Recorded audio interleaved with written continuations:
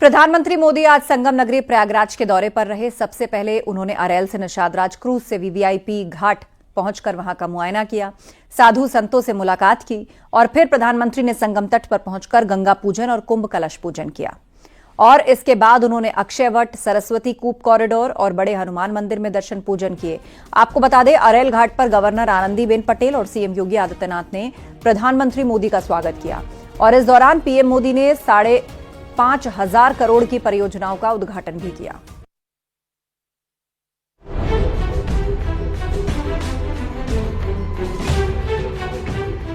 नया नगर बसाने का महाअभियान प्रयागराज की इस धरती पर एक नया इतिहास रचा जा रहा है।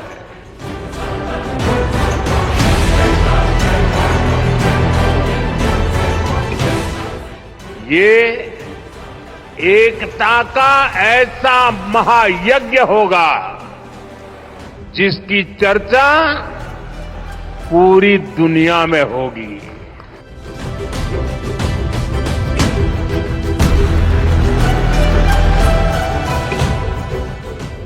महाकुंभ हजारों वर्ष पहले से चली आ रही हमारे देश की सांस्कृतिक आध्यात्मिक यात्रा का पुण्य और जीवंत प्रतीक है।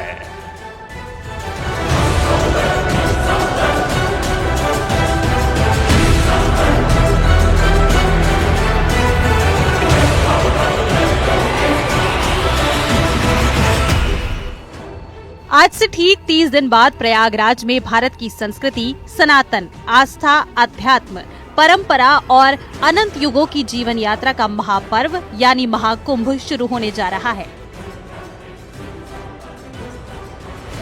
ऐसा महापर्व जो अनंत युगों से देश की नीति और राजनीति को दिशा दिखाता है। और इस बार महाकुंभ से एकता का महामंत्र निकलने वाला है। इस बात का संकेत खुद प्रधानमंत्री नरेंद्र मोदी ने दिया है। 13 जनवरी 2025 से शुरू होने वाले महाकुंभ के लिए पीएम मोदी ने प्रयागराज महाकुंभ के लिए कलश स्थापित किया।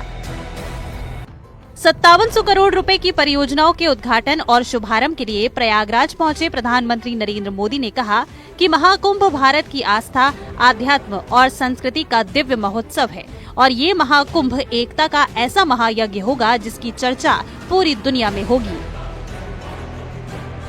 प्रयागराज की इस धरती पर एक नया इतिहास रचा जा रहा है।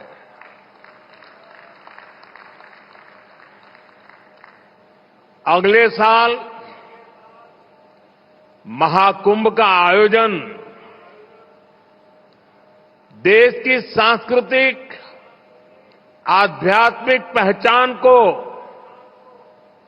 नए शिखर पर स्थापित करेगा।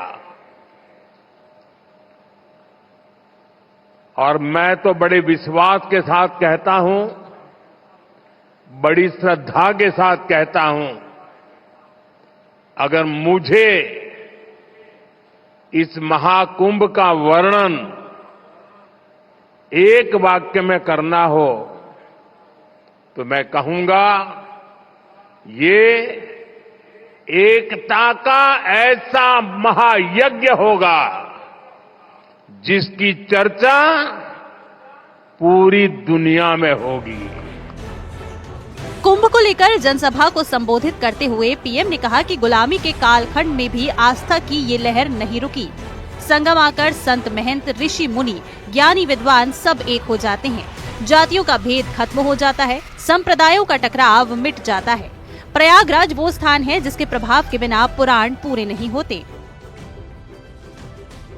3 पवित्र नदियों का ही संगम नहीं है। प्रयाग के बारे में कहा गया है, माघ मकरगत रबी जब होई, तीरथ पति ही आव सब कोई। अर्थात जब सूर्य मकर में प्रवेश करते हैं, सभी दैवीय शक्तियां, सभी तीर्थ, सभी ऋषि, महर्षि, मनीषी प्रयाग में आ जाते हैं। ये वो स्थान है जिसके प्रभाव के बिना पुराण पूरे नहीं होते। प्रयागराज वो स्थान है जिसकी प्रशंसा वेद की ऋचाओं ने की है। भाइयों बहनों, प्रयाग वो है जहां पग पग पर पवित्र स्थान है। वहीं इससे पहले पीएम मोदी अरैल घाट से निषादराज क्रूज में सवार होकर संगम तट पर गए। यहां उन्होंने साधु संतों से मुलाकात की, संतों से कुंभ के आयोजन को लेकर चर्चा की, उनके मत जाने और अपने विचार उनसे साझा किए। इसके बाद पीएम मोदी ने संगम नोज पर 30 मिनट तक पूरे विधि विधान से गंगा पूजन भी किया। गंगा को चुनरी और दूध चढ़ाया। इसके बाद पीएम ने अक्षय वट की परिक्रमा की और फिर लेटे हनुमान जी की आरती उतारी और उनको भोग लगाया। इसके साथ ही सरस्वती कूप में दूध भी डाला। महाकुंभ की व्यवस्थाओं को देखने पहुंचे पीएम मोदी ने हनुमान मंदिर कॉरिडोर के मॉडल को भी देखा। इसके साथ ही महाकुंभ में आने वाले श्रद्धालुओं के लिए बने सेल्फी पॉइंट पर फोटो भी खिंचवाई। इन व्यवस्थाओं को देखने के बाद पीएम मोदी ने पिछली सरकारों को आड़े हाथ भी लिया। कुंभ और धार्मिक यात्राओं का इतना महत्व होने के बावजूद पहले की सरकारों के समय इनके महात्म्य पर ध्यान नहीं दिया गया।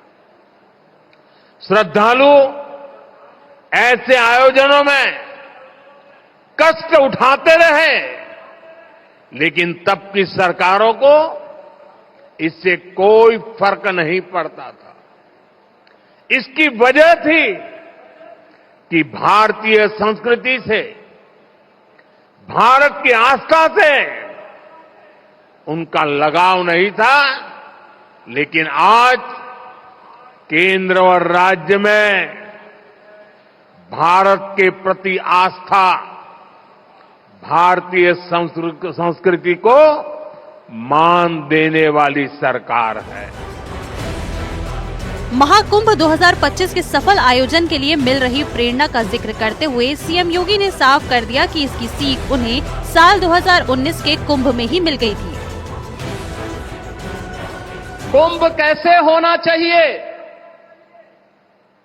कुंभ भव्य भी हो, दिव्य भी हो, स्वच्छ भी हो, सुरक्षित भी हो, सुव्यवस्थित भी हो। यह परिकल्पना आदरणीय प्रधानमंत्री जी ने 2019 में दी और इस बार का कुंभ भव्य भी, दिव्य भी और डिजिटल कुंभ के रूप में कैसे होना है, यह भी आदरणीय प्रधानमंत्री जी की प्रेरणा से प्रयागराज शहर, आसपास के जनपदों और दुनिया के सबसे बड़े अस्थायी शहर के रूप में प्रयागराज कुंभ के इस महाकुंभ के शुभारंभ की दिशा से आज आदरणीय प्रधानमंत्री जी हजारों करोड़ रुपए की इन अस्थायी परियोजनाओं का शुभारंभ अपने कर कमलों से कर रहे हैं। वैसे भी कुंभ भारत की सनातन संस्कृति का प्रतीक है। मोक्ष को भारत की संस्कृति में जीवन का अंतिम लक्ष्य माना जाता है और कुंभ स्नान इस मोक्ष का एक माध्यम है। इसी मोक्ष के लिए एक बार फिर से साल 2025 में 14 जनवरी से एक नए सिरे से अध्यात्म की अनंत यात्रा शुरू होगी। Bureau report, news 18।